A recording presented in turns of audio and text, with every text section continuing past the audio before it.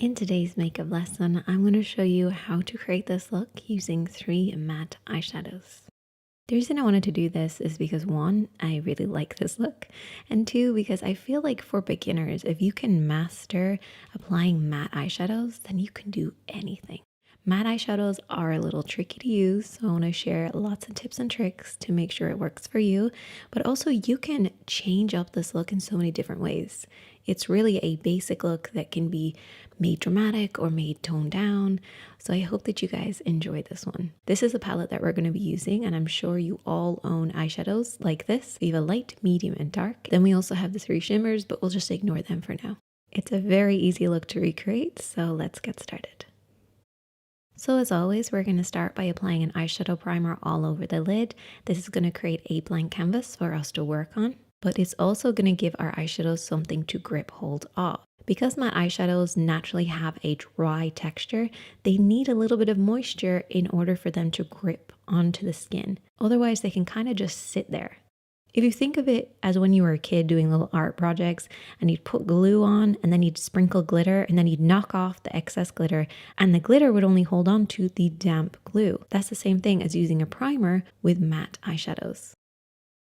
So this is a palette that we're going to be using today. I'm going to start off with this spiced coffee shade, and we're going to be applying this with a fluffy brush. Not a flat brush, not our fingertips, but a fluffy brush. And we want to apply a very small amount at a time and build this up because our base is damp. It's really important that we don't just put a load of eyeshadows on there because they will hold too much. So a little goes a long way, and you want to very slowly build this up. Now I'm starting on the outer corner, I'm bringing it down onto the lid and then across the lid. So with this eyeshadow, what this is going to do is to create sort of a base for us. So it's going to create a soft blur everywhere. So it's going to go into the crease and then onto the lid. Again, very slowly build this shadow up because that damp base is going to hold too much if you put too much on. Now, because I want to just kiss the crease of the eye, I'm going to keep my hand a little higher. Now, if you have your hand higher, you're going to get a lower blend. So it's going to work into that area and across. But then if you bring your hand lower, it's going to actually bring a higher blend. So the higher the hand, the lower the blend. The lower the hand, the higher the blend. So just bear that in mind when you're applying eyeshadow. Watch for your hand placement. I'm then going to take a clean brush and I'm just going to kind of buff over everything. This is just going to make sure that that base is nicely covered. It's going to make sure that our base is nice and even. And that's why it's always a good idea to have a clean blending brush handy whenever you do a makeup look.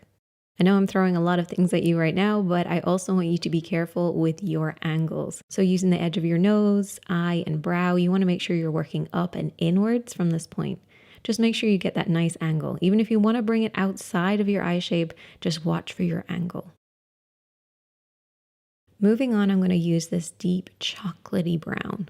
And we're going to be applying this with a fluffy brush again, starting on that outer corner.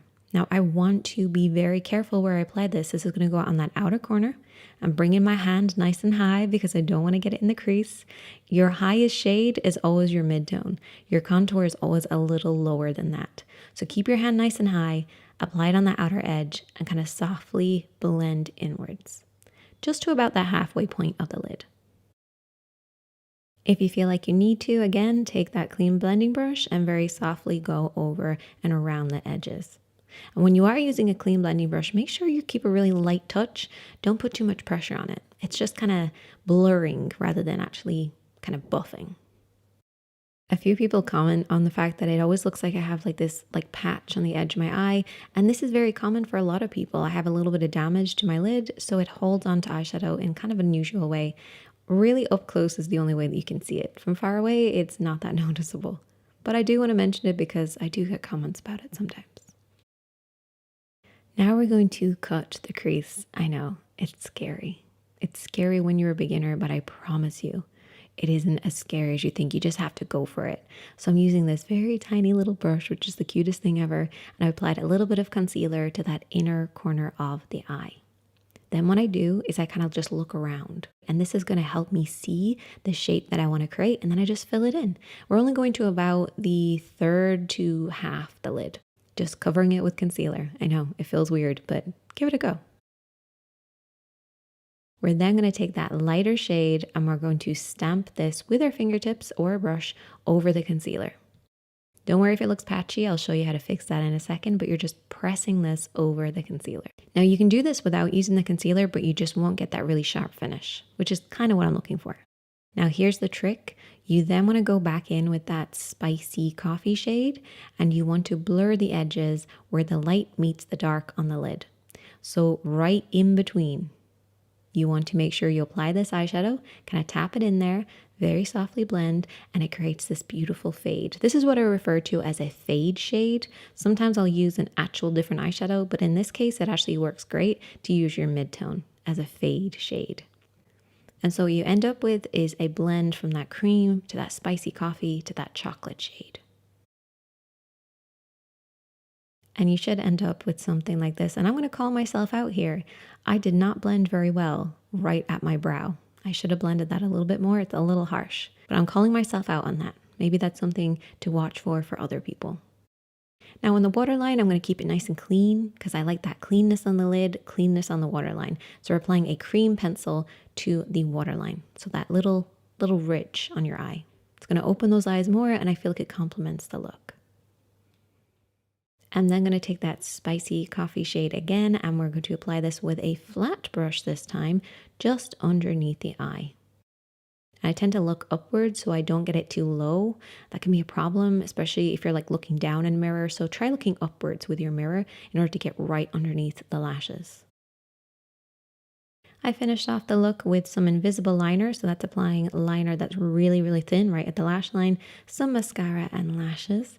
And there you go. That is the finished look. I hope that you'll give it a go using mattes. I love using mattes. And if you can perfect this look, then you can do anything.